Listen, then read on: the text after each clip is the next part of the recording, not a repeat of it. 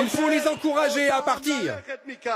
Il est temps de rentrer à la maison et d'accomplir ce que notre Torah dit. Vous conquérerez ainsi le pays et vous vous y établirez.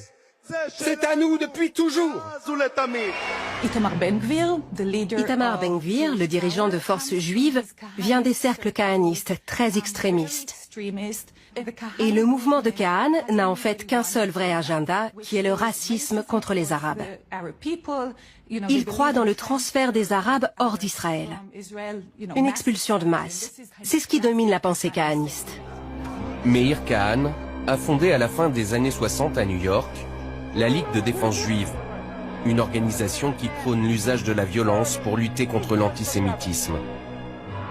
Après avoir été arrêté par le FBI pour détention illégale d'armes, de munitions et d'explosifs, Meir Kahane s'exile en Israël en 1971. Il y fonde son parti politique, le CAR. En 1984, il est élu à la Knesset, le Parlement, où il porte sa principale revendication, l'expulsion de tous les citoyens arabes d'Israël. Ses idées rappellent les idées de la droite populiste radicale en Europe, comme l'exclusion des minorités ou la déportation des immigrants qui ne sont pas juifs. En 1988, la Cour suprême israélienne fait interdire le parti CAR pour incitation au racisme.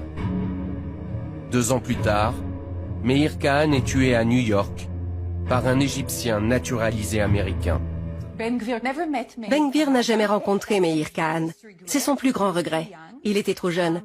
Mais il a rejoint le mouvement juste après. Et il est devenu très proche de ceux qui étaient alors considérés comme les hommes de main de Kahane.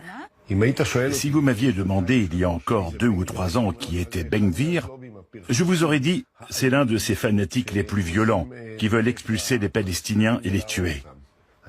Jamais je n'aurais pu imaginer qu'un criminel qui a été condamné pour terrorisme deviendrait le ministre en charge de combattre le terrorisme.